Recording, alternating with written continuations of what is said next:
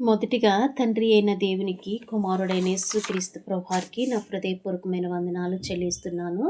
ఈరోజు మనము నేర్చుకోబోయే అంశం ఏంటి అనంటే, అసూయ వలన కలిగే నష్టాన్ని ఈరోజు మనము నేర్చుకుందాము. మరి అసూయ వలన వారు ఎటువంటి పరిస్థితులను ఎదుర్కొన్నారో, అలానే దేవునికి ఏ విధంగా దూరం అయిపోయారో అన్న విషయాన్ని ఈరోజు మనము నేర్చుకుందామండి. మొదటిగా కయీను హేబేలును మనం చూసిన వారమైతే అది ఎక్కడ ఉంది అన్ని చూస్తే ఆదికాండము 4, 5, 9లో మనము ఒకసారి చదువుకుందామండి. 9ని మనం చదువుకుందాము. ఆదికాండము 4వ అధ్యాయము 5 నుంచి 9 వచనాలు మనము చదువుకొని ధ్యానించుకుందాము. కయీనను అతని అర్పణలను ఆయన లక్ష్య పెట్టలేదు. కాబట్టి కయ్యూనికి మిక్కిలి కోపము వచ్చి అతడు తన ముఖమును చిన్నబుచ్చుకొనగా, యెహోవా కయీనుతో, నీకు కోపమేలా? ముఖము చిన్నబుచ్చుకొని ఉన్నావేమి? నీవు సత్క్రియ చేసిన ఎడల తల ఎత్తుకొనవా? సత్క్రియ చేయని ఎడల వాకిట పాపము పొంచియుండును. నీ ఎడల దానికి వాంఛ కలుగును, నీవు దానిని ఏలెదువనెను. కయ్యూను తన తమ్ముడైన హేబేలుతో మాట్లాడెను. వారు పొలములో ఉన్నప్పుడు కయ్యూను తన తమ్ముడైన హేబేలు మీద పడి అతనిని చంపెను. యెహోవా, నీ తమ్ముడైన హేబేలు ఎక్కడని కయ్యూను నడవగా అతడు నేనెరుగను అనెను. చూసారండి, మరి అన్నతమ్ములు ఇరువురు కూడా దేవునికి అర్పణలు తీసుకొని వెళ్ళారు. మరి అర్పణలు తీసుకొని వెళ్ళినప్పుడు కయీను అర్పణలను దేవుడు అంగీకరించలేదు. హేబేలు యొక్క అర్పణలను దేవుడు అంగీకరించడం వలన మరి దేవుడు తన ఇచ్చిన అర్పణలను దేవుడు అంగీకరించలేనందువలన హేబేలు మీద కయీనికి విపరీతమైన కోపాన్ని పెంచుకుంటాడు. తన మోకము చిన్నబుచ్చుకుంటాడు.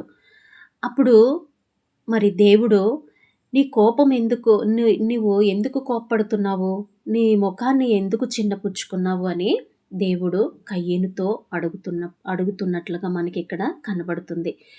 మరి కయ్యూను యొక్క మనసు దేవునికి ఇష్టపూర్వకంగా లేదు. కయ్యూను యొక్క మనసు సాతాను యొక్క ఆలోచనలు మనసు కలిగిన వాడుగా, ఆలోచన అనుసరిస్తున్నవాడుగా దేవుని దృష్టికి అగపడింది. మరి హేబేలు యొక్క మనసు దేవునికి ఇష్టంగా ఉంది. హేబేలు యొక్క మనసు దేవుని మీద ఆధారపడి ఉంది, ఆనుకొని ఉంది. మరి దేవుని పట్ల ఆయనకి ఎంతో అభిమానం ఉన్నట్లుగా మనకి ఇక్కడ కనబడుతుంది. కాబట్టి మరి హేబేలు హృదయపూర్వకంగా దేవుడు నాకు ఇచ్చిన దానిలో నేను దేవునికి అర్పణనివ్వాలి అనేసి తాను మరి గొర్రెల కాపరిగా ఉన్న ఆ హేబేలు తాను పెంచిన ఆ గొర్రెలు మందల్లోని, మేకల మందల్లోని శ్రేష్టమైన వాటిని తీసుకొని వెళ్ళి దేవునికి అర్పణించాడు. అన్నిటికంటే ముఖ్యంగా తన మనస్సు కూడా చాలా స్పష్టంగా నిష్కలంకంగా ఉంది. కాబట్టి ఆ మనస్సును బట్టి దేవుడు తన యొక్క అర్పణను అంగీకరించాడు. మరి ఇతని యొక్క అర్పణను అనగా కయ్యూని యొక్క అర్పణను దేవుడు అంగీకరించలేదు. ఆ కోపముతోనే తన తమ్ముడిని అసూయతో, కోపముతో, పగతో తన తమ్ముడిని చంపేశాడు. చూసారండి, అసూయ అనేది ఎంత ప్రమాదకరమైనదన్న విషయం మనకి ఇక్కడ కనబడుతుంది కదండి. మరి అలా తను చేయడం వల్ల, కయ్యూను అలా చేయడం వల్ల దేవునికి దూరం అయిపోయాడు కదండి. దేవుని సన్నిధికి దూరం అయిపోయాడు. మరి అది ఎక్కడుందని మనం చూస్తే అదే 12వ వచనం చూస్తే, నీవు నేలను సేద్యపరిచినప్పుడు అది తన సారమిక నీకిక మీదట ఇయ్యదు. నీవు భూమి మీద దిగులు పడుచు దేశదిమ్మరివై యుందువనెను. అందుకు కయ్యూను, నా దోష శిక్ష నేను భరింపలేనంత గొప్పది. నేడు ఈ ప్రదేశము నుండి నన్ను వెళ్ళగొట్టితివి. నీ సన్నిధికి రాకుండా వెలివేయబడి దిగులు పడుచు భూమి మీద దేశదిమ్మరివై యుందును. చూసారండి, దేవుని సన్నిధికి కూడా దూరం అయిపోయినట్లుగా మనకి ఇక్కడ కనబడుతుంది. ఒకటి దేవునికి దూరం అయిపోయాడు, రెండవదిగా దేవుని యొక్క సన్నిధికి కూడా ఆయన దూరం అయిపోయినట్లుగా కనబడుతుంది. సొంత తమ్ముడిని అసూయ చేత చంపేసినట్లుగా మనకి కనబడుతుంది. చూసారండి, అసూయ ఎంత పని చేయడానికైనా సిద్ధపడుతుంది.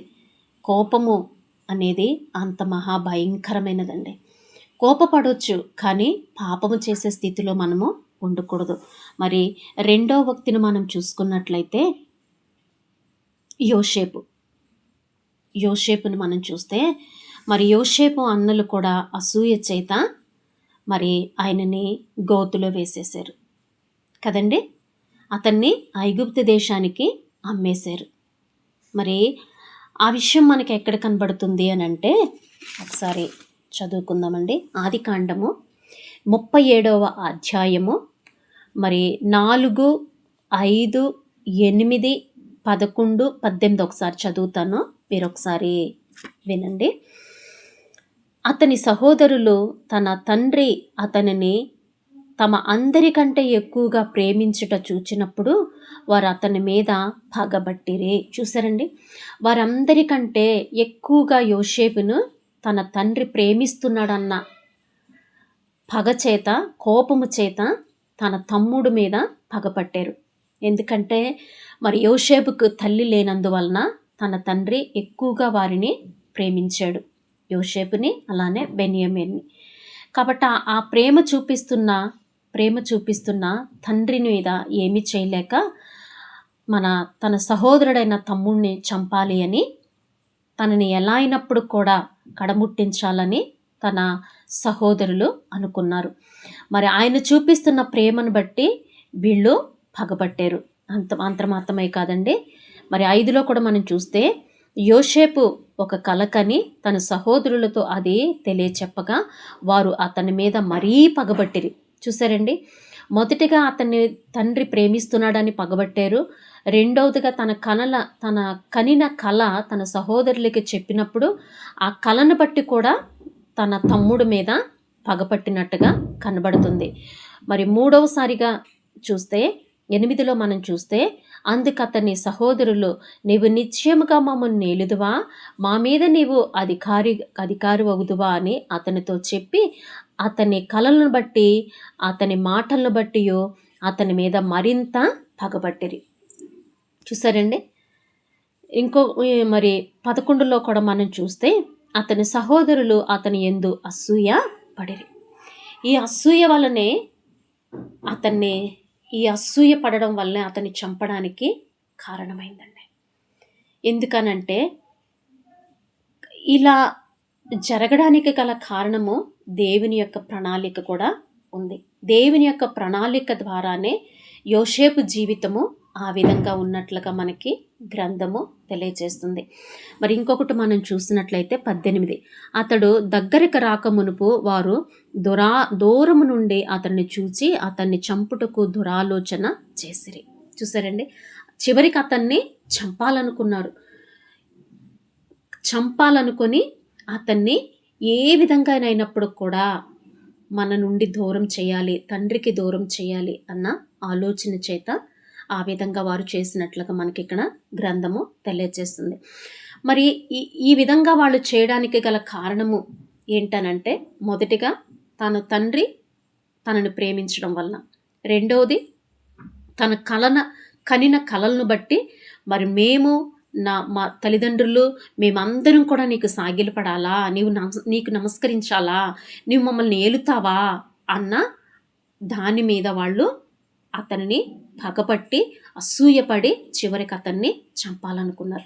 ఇదంతా జరగడానికి గల కారణము దేవుని యొక్క ప్రణాళిక యోషేపు మీద ఉంది కాబట్టి ఇదంతా జరిగింది. అది ఎక్కడ మనం చూస్తాము అని అంటే, ఒక్కసారి చూసుకుందామండి. కీర్తనలు 105 17లో మనం చూస్తే, వారికంటే ముందుగా ఆయన ఒకనిని పంపెను. ఆ ఒకడెవరండి? యోషేపు దాసుడుగా అమ్మబడిన వారు సంకెళ్ళ చేత అతని కాళ్ళు నొప్పించిరి. చూసారండి, అంటే కనాను దేశంలో కరువు రాబోతుందని దేవుడు ఎరిగినవాడు కనుక మరి ఆ కనానీయులందరూ దేవునికి ఇష్టమైన బిడ్డలు కాబట్టి వారిని పోషించడానికి ముందుగానే యోసేపుని ఐగుప్తు దేశానికి దేవుడే ఒక ప్రణాళిక ద్వారా పంపించడం అనేది జరిగింది. అతన్ని ఏ విధంగా దేవుడు ఎంత గొప్పవానిగా చేశాడు అని అంటే ఒకసారి మనం చూస్తే 21లో మనం చూసిన వారమైతే ఇష్ట ప్రకారము అతడు తన అధిపతులు నేలుటకును తన పెద్దలకు బుద్ధి చెప్పుటకును తన ఇంటికి యజమానునిగాను తన యావదాస్తి మీద అధికారినిగాను అతనిని నియమించెను. తన అన్నలు అసూయపడినప్పుడు కూడా దేవుని యొక్క ప్రణాళిక యోసేపు మీద ఉండడం వల్ల అతన్ని గొప్ప అధికారిగా దేవుడు నిలవబెట్టాడు కదండి. అసూయ వలన కయీను ఏం తెచ్చుకున్నాడు? దేవుని సన్నిధికి దూరం అయిపోయాడు. మరి వీరు అన్నతమ్ములు ఏం చేశారు? యోసేపు మీద అసూయ పడడం వల్ల వారి జీవితాలు కూడా అలానే ఉన్నాయి. కానీ మరి యోసేపు యొక్క జీవితము ఎంతో గొప్ప ఉన్నత స్థితిలోనికి దేవుడు నడిపించాడు. మరి అతను కనిన కల ప్రకారంగానే తన జీవితంలో దేవుడు నెరవేర్చాడు. అతని యొక్క ఓర్పు, అతని యొక్క సహనము, దేవుని పట్ల అతను కలిగి ఉన్న ఆ యొక్క భక్తి జీవితము, ప్రార్థనా జీవితము, విశ్వాస జీవితమే యోసేపునంత ఉన్నత స్థితిలోనికి నిలవపెట్టింది. కాబట్టి మనము ఎవరి మీద అసూయ పడేవారుగా మనము ఉండకూడదు. మరి మూడో వ్యక్తిని మనం చూసుకున్నట్లయితే దావీదు మనకు అందరికీ తెలిసిన వ్యక్తే కదండి. మరి మొదటి సమయాలు 18:8-9లో మనం చూస్తే మరి అక్కడ ఒక మాట వ్రాయబడినది. దావీదు గొలియాతును చంపినప్పుడు అక్కడ మరి ఇశ్రాయేలీలందరూ కూడా ఒక పాట పాడతారు కదండి. సౌలు 1000 కొలది మరి దావీదు 10,000 కొలది అని వారు పాట పాడుతున్నప్పుడు సౌలుకు విపరీతమైన కోపం వస్తుందండి. కోపం వచ్చి అతని మీద పగపడతాడు, అతని మీద అసూయ పడతాడు. అదేంటి, నేను రాజును కదా, నన్ను పొగడాలి కదా, దావీదును పొగుడుతున్నారు అనేసి ఆ రోజు కానించి అతని మీద దావీదు మీద విషపు చూపు చూసినట్లుగా మనకి అక్కడ గ్రంథము తెలియజేస్తుంది. కాబట్టి అసూయతో దావీదుని చంపాలని సౌలు అనుకుంటాడు. కానీ దేవుడు ఆ విధంగా చేయలేదండి. మనుషుని ఆలోచన వేరు, దేవుని యొక్క ఆలోచన వేరు.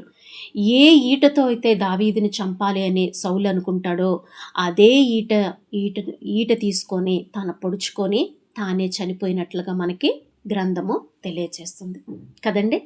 మరి దావీదుని చంపాలనుకున్నాడు, కానీ దేవుడు ఏం చేశాడు? తన ఆలోచించిన ఆ విషపు చూపు ఆలోచనల వల్ల తానే తన ఈట తీసుకొని చనిపోయే పరిస్థితి తనకి ఏర్పడింది. అసూయపడ్డాడు, ఏవైనా సాధించగలిగాడండి? కోప్పడ్డాడు, విషపు చూపు చూపించాడు, ఏవైనా సాధించాడా? దేవుని ఆత్మ అతని యొద్ద నుంచి తీసివేయబడింది. దేవునికి దూరం అయిపోయాడు. దురాత్మ తనలోనికి రావడం అనేది జరిగింది. ఏమైనా సాధించాడండి సౌలు? ఏదీ సాధించలేదు. దేవుని యొక్క కృపను, దేవుని యొక్క సాన్నిధ్యాన్ని, దేవుని యొక్క నిత్యరాజ్యాన్ని ఆయన పోగొట్టుకున్నాడు. దేవుని ఆత్మను దూరం చేసుకున్నాడు. భ్రష్టాత్వము తనలోనికి వచ్చేసింది. మరి ఇంకొక వ్యక్తిని మనం చూసుకున్నట్లయితే మొర్దెకై హామానుని మనం చూస్తే మొర్దెకై ఎలాంటి వాడో మన అందరికీ తెలిసినవాడే. మరి హామాను మొర్దెకైని చంపాలి అని అసూయ చేత, పగ చేత అతని యొక్క స్థానాన్ని తీసివేయాలి అని, యూదులందరినీ చంపాలని ఆయన అనుకుంటాడు. ఆ విషయం మొర్దెకైకి తెలుస్తుంది. మరి ఎస్తేరుకి తెలియచేసినప్పుడు మరి ఎస్తేరు రాజు పట్ల కనికరాన్ని పొందుకొని మరి ఆ శాసనాన్ని తొలగించినట్లుగా, కొట్టువేసినట్లుగా మనకి తెలుసు. మరి హామాను మొర్దెకైని చంపాలనుకుంటాడు కదండి. మరి ఉరికొయ్యను కూడా ఆయన సిద్ధం చేస్తాడు. కానీ ఏం జరిగిందండి? హామానే ఆ యొక్క ఉరికొయ్య మీద ఉరి తీయబడతాడు. అది ఎక్కడ మనం చూస్తామనంటే ఎస్తేరు 7వ అధ్యాయము 9-10లో మనకు చూస్తే అక్కడ కనబడుతుంది. దేవుని ఆలోచనలు వేరండి, మన ఆలోచనలు వేరు. కాబట్టి హామాను ఏదైతే ఆలోచించాడో అదే ఆలోచన ప్రకారంగా తాను అనుభవించాడు. తను ఆలోచించిన యావత్తు దేవుడు తన నెత్తి మీదకే తీసుకొని వచ్చాడు. అదే ఉరికొయ్య మీద హామాను మరణించాడు. మొర్దెకై మీద అసూయ చూపించాడు, పగ చూపించాడు, కోపాన్ని చూపించాడు. కానీ చివరికి ఏం జరిగిందండి? దేవుని యొక్క ఆలోచనే నెరవేరింది. ఏదైతే హామాను ఆలోచించాడో అది తన జీవితంలో నెరవేరింది కదండి. అలానే ఇంకొక వ్యక్తిని మనం చూసుకున్నట్లయితే అదే చివరిగా మనం చూసుకొని ముగించుకుందామండి.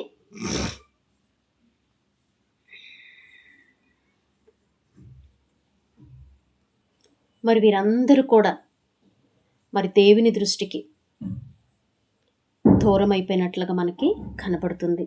మొదటిగా ఎవరు దూరం అయిపోయారు? కయ్యను దేవుని సన్నిధికి దూరం అయిపోయాడు. రెండవది, తన అన్నలు తన పట్ల పగ చూపించినప్పుడు కూడా మరి యోసేపు యొక్క ఎదుగుదలను మనం చూడగలిగి ఉన్నాము. మరి కొంతమంది అన్నలు మరి దేవునిని ఎరిగిన వారే తను చేసిన తప్పిదాన్ని తెలుసుకొని మరి దేవునికి విధేయులుగా కూడా వారు జీవించినట్లుగా మనకి తెలుసు. అలానే మొర్దెకై విషయాన్ని మనం చూస్తే మొర్దెకై ఎంతో గొప్ప ఉన్నత స్థానాన్ని ఆయన సంపాదించుకున్నాడు. అసూయపడిన హామాను మాత్రము మరణించినట్లుగా మనకి కనపడుతుంది. అలానే సౌలు కూడా దావీదు మీద అసూయపడ్డాడు. మరి అసూయ వలన మరి సౌలు తాను తీసుకున్న గోతిలో తానే పడినట్లుగా మనకి గ్రంథము తెలియజేస్తుంది. కాబట్టి మనము ఏవి ఆలోచనలు చేస్తున్నామో, క్రైస్తవులుగా ఎటువంటి ఆలోచనలు మనం కలిగి ఉన్నామన్నది మనము ఆలోచించుకోవలసిన వారమైనాం. కాబట్టి మనం ఎవరి మీద అసూయ పడకూడదు. క్రైస్తవులకు అది తగనిది. కోపము ఎలాగుండాలి అని మనకి గ్రంథం తెలియజేస్తుంది అంటే, కోపపడుడి కానీ పాపము చేయొద్దు. మన కోపం ఎంతవరకు ఉండాలండి? సూర్యుడు అస్తమించే లోపులోనే మన కోపాన్ని వదిలేసేయాలి. మరలా మనము యథాస్థితికి మనం ఉండాలి. మన దేవుని యొక్క కోపము నిమిషం మాత్రమే ఉంటుందంట. నిమిషం మాత్రమే.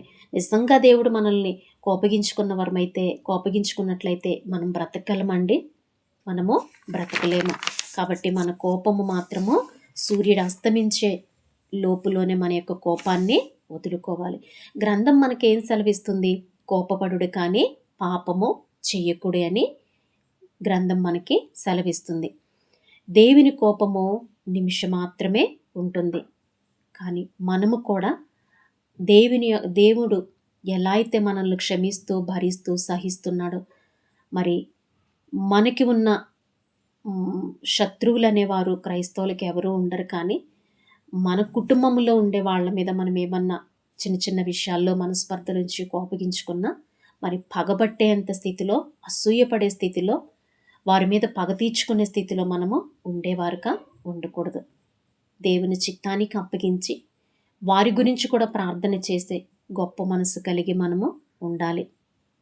మరి సౌలు కానీ, యోసేపు అన్నలు కానీ, కయీను కానీ, హామాను కానీ, మరి వారి జీవితము ఎలా ఉంది? దేవునికి నచ్చే విధంగా ఉందండి? లేదు. మరి వారు దేవుని సన్నిధికి దేవునికి దూరమైపోయినట్లుగా మనకి కనబడుతుంది. మరి మన కోపం ఎలా ఉంది? కోపం వస్తా మన కోపం ఎలా ఉందో ఒకసారి మనము ఆలోచన చేసుకోము. ఆ కోపము అసూయగా మారుతుందా? అసూయ అనేది మన శరీర ఎముకలకు కుళ్ళు అని సామెతల గ్రంథంలో ఉంది. కాబట్టి మన శరీరానికి కుళ్ళు తెచ్చుకునే విధంగా, మన శరీరానికి అనారోగ్యాన్ని తెచ్చుకునే విధంగా మనము ఉండకూడదండి. అసూయ అనేది మన యొక్క ఆరోగ్యాన్ని పాడు చేస్తుంది, దేవునికి దూరం చేసేస్తుంది కదండి. దేవునికి దూరం చేస్తుంది. అలానే ప్రార్థనకి దూరం అయిపోతాం. మనము నిత్య రాజ్యాన్ని మనము కోల్పోతాము.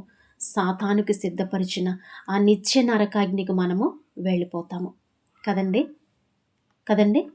కాబట్టి మనము అసూయపడేవారుగా, కోపగించుకునేవారుగా, మత్సరం చూపించే స్థితిలో మనము ఉండకూడదండి. అలా ఉన్నప్పుడు దేవునికి మనము దూరం అయిపోతాము. అలా దూరమైనప్పుడు దేవుడు అనుగ్రహించే ఆ నిత్య రాజ్యాన్ని మనము పోగొట్టుకుంటాము. కోపపడకూడదు కానీ కోపపడవచ్చు కానీ పాపం చేసేవారుగా మనము ఉండకూడదు. వీళ్ళందరూ కూడా కోపపడి, అసూయపడి, పగ పెంచుకొని దేవునికి దూరం అయిపోయినట్లుగా మనకి కనిపిస్తుంది. వారి వలె మనం బ్రతుకులు ఉండకుండా, వారి వలె మన ఆలోచన విధానం ఉండకుండా, వారి వలె మన ప్రవర్తన జీవితము ఉండకుండా, దేవునికి భయపడుతూ, దేవునికి ఇష్టంగా మనం బ్రతుకుతూ, మరి కోపగించుకునేవారుగా ఉండగలరు, కానీ పాపము చేసేవారుగా మనం ఉండకుండా, ఆ నిత్యరాజ్యాన్ని మనం పోగొట్టుకునేవారుగా ఉండకుండా, దేవుడు మనకేవైతే సెలవిస్తున్నాడో వాటి ప్రకారంగా మన జీవితాలను మలుచుకుందాం. దేవుడు తన పరిశుద్ధ వాక్యాన్ని దీవించును గాక. అందరికీ నా హృదయపూర్వకమైన వందనాలు. Thank you.